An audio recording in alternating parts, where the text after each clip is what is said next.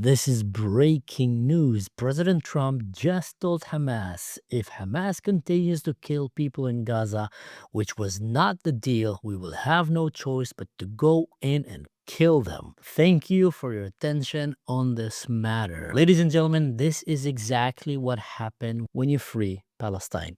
October 7 happens when you let Palestinian goes free. Hamas slaughtering hundreds of its own citizens, torturing thousands of its own citizens, and going around literally wiping out entire families in Gaza. That's what happened when you get free Palestine. Now, I'm not going to show you the videos of what is happening because YouTube will then again punish my channel. And last time I showed you Hamas members, it's literally just a Hamas member standing with his attire.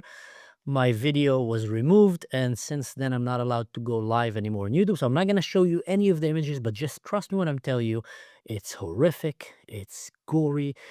Entire families are being wiped out, torturing people in the streets, shooting them in their knees and their legs.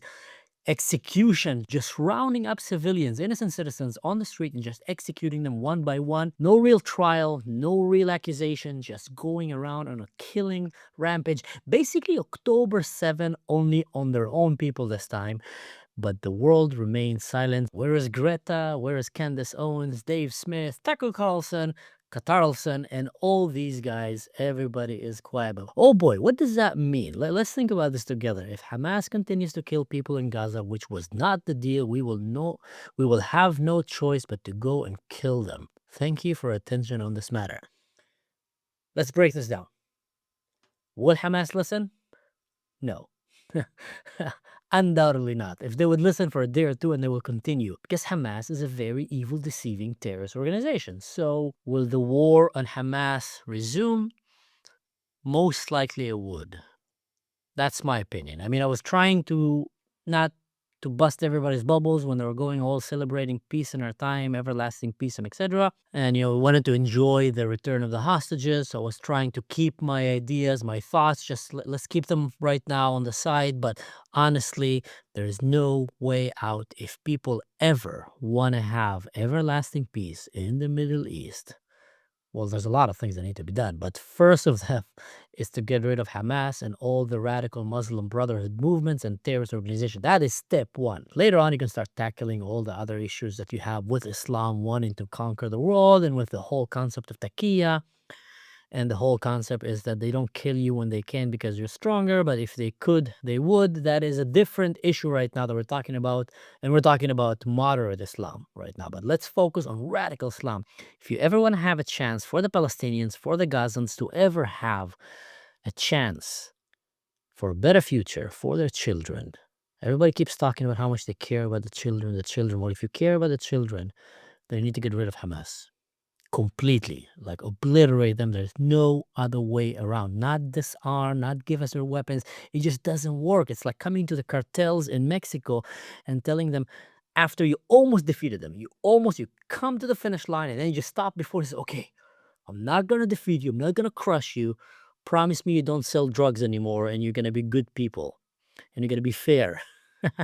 That's what it is. You cannot expect that from them, and they will tell you what you want to hear because they will just do it to prolong their reign of terror. So just crazy, just crazy. And another thought is that people have been thinking about it, and I'm sure I'm not the only one. Was this all part of the plan? Let's get the hostages back. Let's give them, an honorable, peaceful offer, which we know they will break. If they agree to it, great. I mean, a miracle just happened in front of our eyes and bad guys just became good and Palestine is not a terrorist state anymore. All right, great. Great. Everybody win-win. Don't get me wrong. There's nothing more that I would want than to have a good neighbor in the Middle East. If that would have been Palestine, great. But they're not a good neighbor. They're a very bad neighbor, very evil neighbor. So option one, give them the offer, take it, win. Don't take it, win, because then we have a real reason to continue and go crush them. And we also got all the hostages back. So zubbi alayhin, idiots, tricked you. And all the 2,000 terrorists that were released to your hands will be back in jail or 6 feet under, which probably is what's going to happen either today, tomorrow. Here's what I say about all these radical Muslim regimes. They will always bring death and terror everywhere they go. either on others or on themselves or both. There's no way around. Look at Syria, for example, right now. Literally, I cannot see any option that will not lead to one day the destruction of that regime in Syria. No other option. It's a radical jihadist regime. It's basically like Hamas, only on a bigger scale. Look at ISIS. Look at Hamas. Look at Hezbollah. Look at the Islamic Republic of Iran. Nothing good comes out of these jihadist, evil people. Look at everywhere else in the West that welcomed Palestinians and Muslim, illegal migrations, not legal, illegal migration. Everywhere that welcomed them gets intifada, gets terrorism, gets sexual offenders, sexual crimes, just lots of bad things happen. Nothing good comes out. And it's as scientific as gravity. If you can't argue gravity, you just jump out of a window, believe it or not, you're going to fall and break your legs. Bring pro-Palestinians, pro-Muslim Brotherhood into your country, and you will get terrorism, civil unrest, and lots of other crimes that will follow with that. And lots of crimes against humanity in general, against little girls, against, gay people, against children, just crazy stuff will start happening in your country. Scientific. Guaranteed you can ask for your money back if it doesn't work.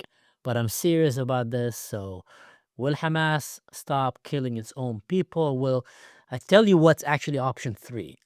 Qatar and all these Arab nations around the world that, like I said it before, they don't want to lose a Muslim land to non-Muslims. Dar al-Harb, Dar al-Islam. So what they will do right now, they will panic. Turkey, Egypt, everybody, and tell them stop it, stop us, start pressuring them, and will try again to trick Donald Trump and the West into believe that there is some kind of a hope and a deal with these radical jihadists just so they can do this tomorrow or another day. And maybe that leverage will work on Hamas and on these organizations because, like I said before, many times I said it before, in the Middle East, the only language that you can speak if you want to survive is power and respect. And right now, what Donald Trump is doing is talking power and respect. And actually, that is the first president of the United States for a very long time that I've seen that actually says the right thing.